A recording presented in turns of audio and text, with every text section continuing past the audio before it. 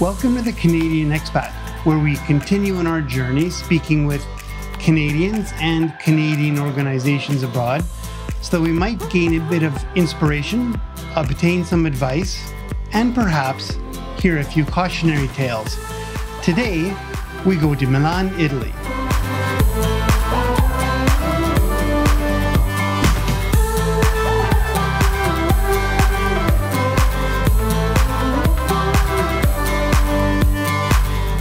Both Montreal and Milan have produced some of the most iconic designers the world has ever known. Both are home to some amazing design schools, and both are home to some amazing individuals. My next guest, however, has effectively combined the two cities and has become one of the most prestigious and sought-after designers in the world. Ginette Caron, originally from Montreal, took her design genius along with only $250 cash and moved to Italy in 1980. Armed with only her mind and a portfolio of 20 slides, she parachuted into the country, eventually to create her own graphic design studio, Ginette Caron Communication Design. Links are in the description. Please take a look. She's designed for Barilla, Benetton, Bvlgari, Prada, Swatch, TV5, and even the Vatican, along with many, many more. She has one of the most prestigious international design awards available, was elected by her peers as a member of the Royal Canadian Academy of Arts, and was nominated as Canada 150 International Cultural Ambassador. She is asked to make appearances around the world, and of course back in Canada, whenever design is the topic of discussion. Ginette, we are honored to have you with us. Welcome to the Canadian Expat. Well, thank you. Janette, I feel a bit guilty. With all of your accolades and awards, there simply was not enough, or there's simply no way to include everything in that description or in that intro and still be brief. Oh, well, you make me shy.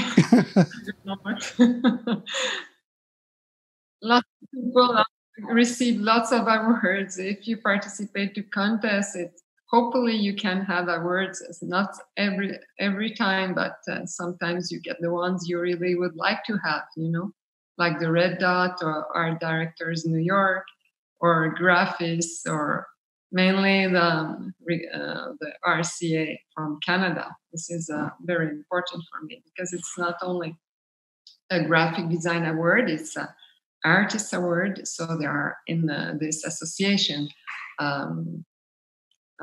architects, painters, sculptors, all the arts in Canada. So this is a very nice group. Yes.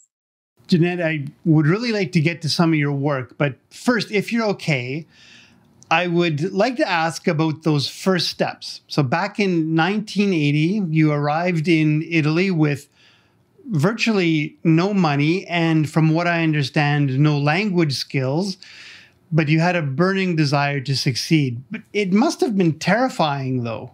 Well, I had studied in Concordia University in Montreal, and I had worked for 2 years in Montreal, and I was very curious of what was happening around. And I thought that the US were a little bit too much like Canada, so I wanted to go in a place where I would be a bit like a stranger for me, discover something different. So my aim was to leave. I left in May, 1st of May, and my aim was to visit the most important graphic designers all over Europe and then settle down in September somewhere. So I went all around Europe, and then after 3 months, I arrived at the end of July in Italy. It was nice and sunny, and it was so beautiful. So I fell in love with Italy, and I said, this is the place where I want to live. And you tell me if it was frightening. I had almost finished all my cash.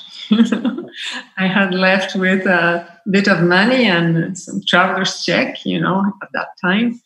And then I arrived. I have almost no money, and I didn't know the language, but I thought it was a beautiful language to hear.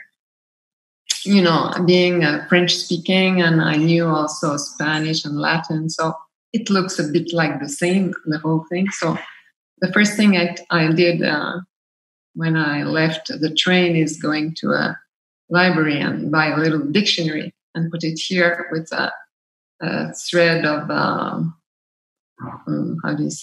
leather, and starting to talk like this. And it was not frightening. I think it was quite exciting because I had been on the go like for 3 months, and every day not knowing where you sleep, every day not doing what you'll do the day after, where you'll be. This is a nice situation.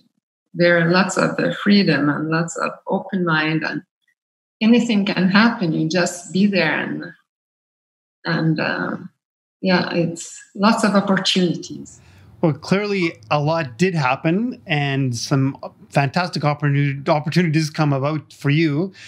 Do you think it's still possible to do the same sort of thing today? Oh, I think so. Then it was nice. I was quite young. I had the life in front of me and the world at my feet. So what can be more exciting? And I can tell you, knowing to learn a language, if you don't go to school, it takes about 1 year, because each season brings you new words. Each situation brings you new words. You enter a kitchen, go to the beach, then you go to the mountain, and then you go to the city.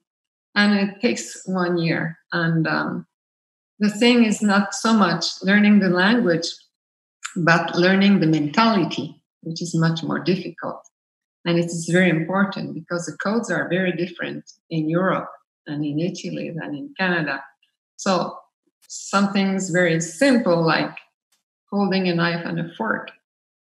It's different here than in Canada. Pick up the salt and formalities in meeting people.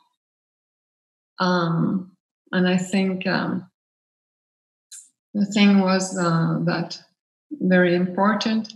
Here are some codes that you cannot go to someone if you are not introduced. So it's very difficult for a stranger a foreigner, I should say, to find a job when you don't know anyone. So I did it like the North American way, just go and knock at the doors. And this was very successful because foreigners are well seen, mainly Canadians. So this was a very, very nice thing. Well, as for is it possible today? I think it would be more possible than then, because it's much easier with the low costs in the airplanes. Low cost when you call, no costs when you call. Then it was like you had to go somewhere and you had to call the post office, and then the post office would get you a line and call you back after 15 minutes and say, here's the line for you. And you had to pay like $7 for a minute. So it was complicated, So, but now it's real time. And also lots of people speak English nowadays, then not so much. In Europe, there is euro everywhere. So no problem of changing money every 200 kilometers. And I think there are much more opportunities now because your studio is right in your backpack. So you need a pantsuit, a computer, and a backpack. And here you are, on a phone. But then everything was much more difficult. You had to go and meet people. That was quite nice, but everything was slower. Well, clearly you ended up being very successful at it, though. You own your own design studio, which you've described as a precious mixture of Canadian and Japanese designers that have lived in Italy for longer than 40 years. Can you tell us a little bit about your studio? Well, our studio is very small. We are two, and people don't understand how come we are only two and we have international clients. But two graphic designers on one job is quite a lot. And what is nice is that I'm North American, and Masami Moriyama, my assistant, she's Japanese. So, and we live in Italy since a long time, so we embrace a lot of cultures, and we have a deep understanding of international values. And this is very important. This is what our clients like, because you have those two foreigners in the studio in Milan, in the center of Milan, and if they have international public consumers, clients, it's very important for them. And we talk an international language, usually without words. We like to talk to the inner child, which is in each one of us, and which is the same in all nations. What should I say? Our work grows through lightness, playfulness, and poetry. We have no imposed personal style, no mold. We listen to the brief and try to go to the essence of things and then translate it into communication. I have some citations that I would like, quotes, I would say. Sorry for English. Huh? I have some quotes that I would like to tell you. One is from Louis Kahn, famous architect from the 20th century. He said, "Form comes from wonder." And this is what I think too. Another one which I really like is from Bvlgari. "One must be light as a feather and not as a bird." And then from St. Augustine, "Beauty is the light of truth." So those are three quotes that really help me, and they reflect my my way of thinking about design and how to approach work. And I should say that my clients give me a brief, but it's very rare that I follow their brief. I just want to know what they want to communicate, and then I decide how. So maybe they ask for a book. I want a book. So I say, what for? What do you want to communicate? And then hardly they can say, but they know what they want inside the book. But then at the end, it could be something very different.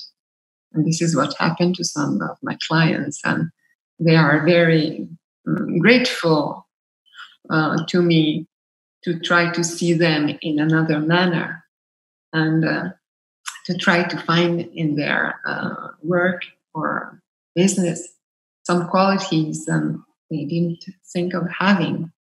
And sometimes they get emotional with this, you know. And we have a multidisciplinary vision, which ranges from branding, visual identity, book design, exhibit design, exhibitions, what should I say, objects, illustrations, and animation. And we like a lot to work with architects also and do packaging. So we really don't have a specialty. We'll have preferences, but we don't have a specialty. It's very rare that, you know, doing something for Bvlgari, the day after another jeweler came to me, no?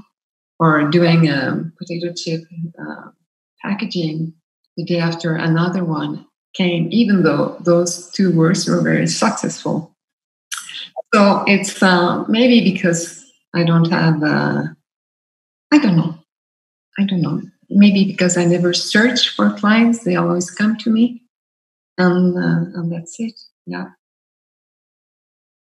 I've been also, before having my studio, I've been working for 12 years in a very big architectural studio, which was Gregotti Associati. Then it was like the biggest in Italy, biggest studio in Italy. And we had urban planning, architecture, design, graphic design, interior design, everything. So it was very nice to mix all the competencies together and work on the same project at different levels. And after this, I was asked by Oliviero Toscani to be design director of Benetton. And there I organized the studio with 12 graphic designers from all over the world. This was very, very nice, very totalizing, I should say, because I had my studio in Milan and I had to go 5 days a week nearby Venice. But it was very interesting, very stimulating. And then I came back in Milano in my studio, and 6 months later, Prada asked me to do the same in their studio, but this time it was in Milan, and I said, okay. It was maybe easier. And so it's nice to have been able to do works for brands which are so different for their target.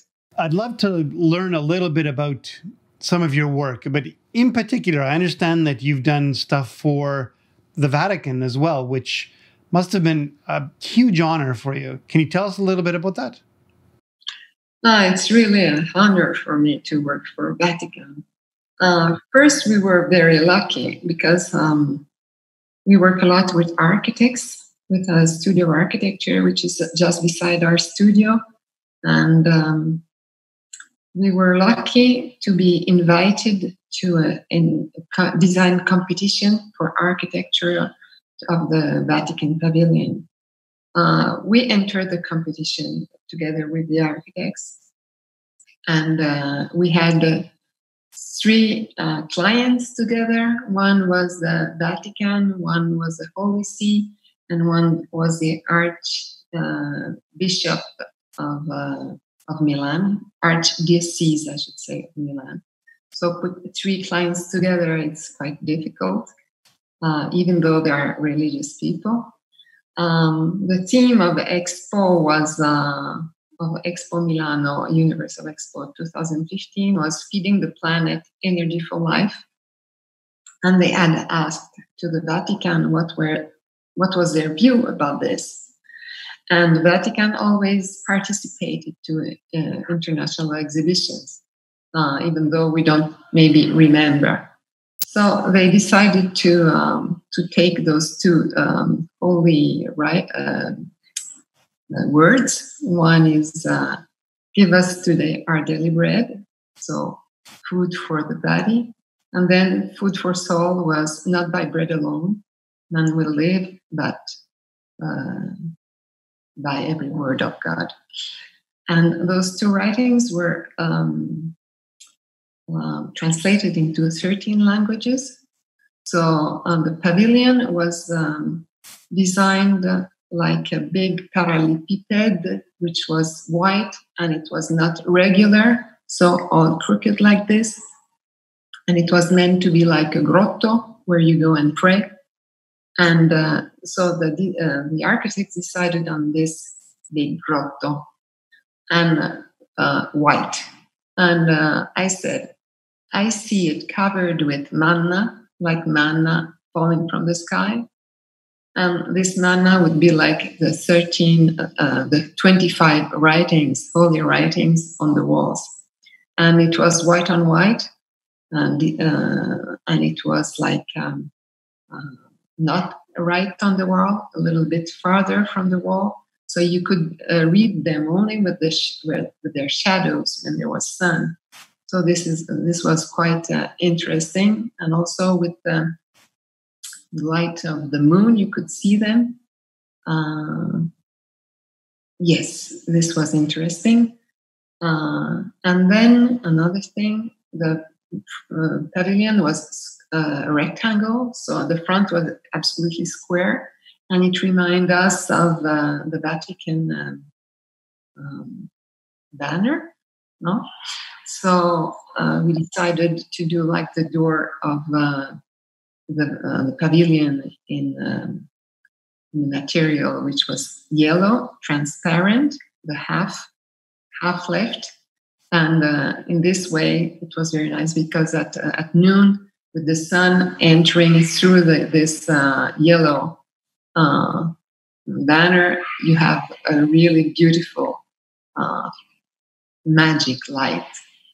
inside the pavilion. And on the other side of the door, you had like this coat of arms of the Vatican. We were very lucky to have 3 awards for this pavilion for architecture, and one from Bureau International des Expositions, which is the office who manages the exhibitions, international and universal exhibitions. And then after Expo, the pavilions all the pavilions had to be destroyed.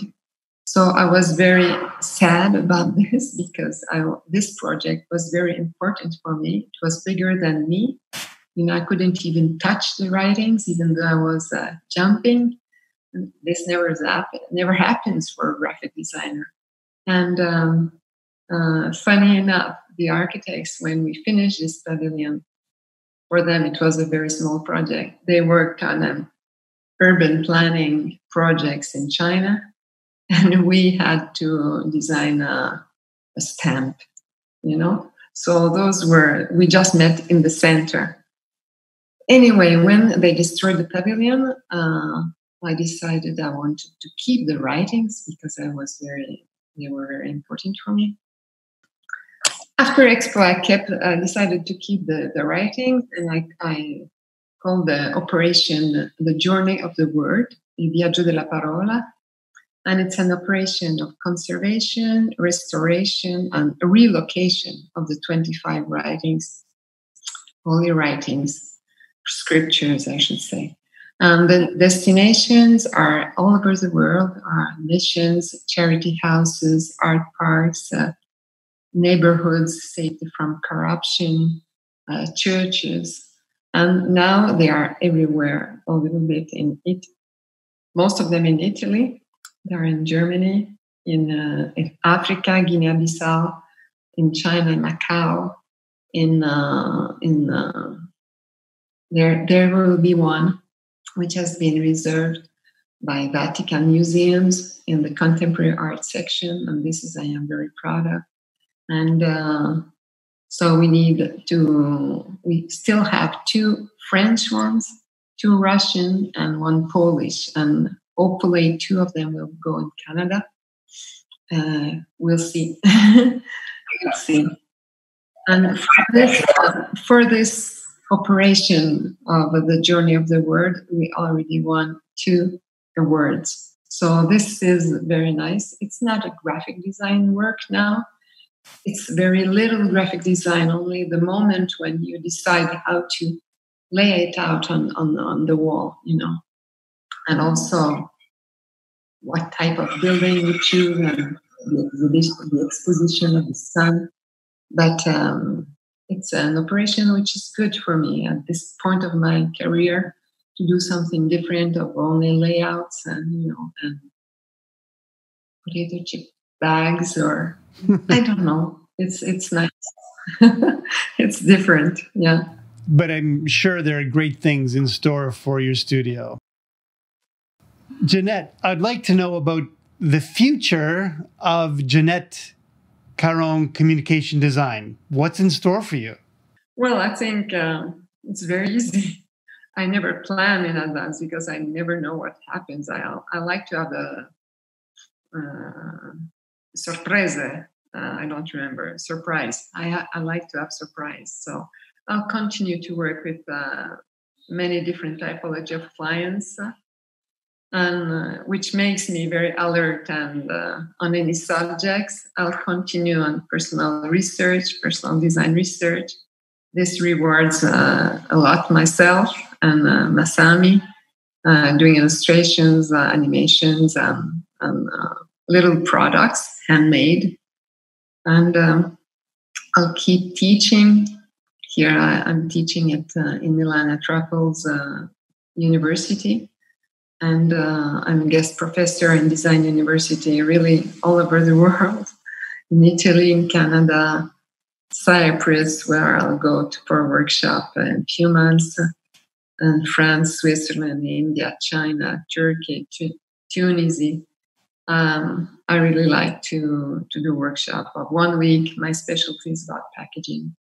I really like it, and students like to take scissors in their hands and cut paper and glue and, instead of be on the computer. I'll continue to participate to international design juries and talk at design conferences, which I like a lot. So this is the program.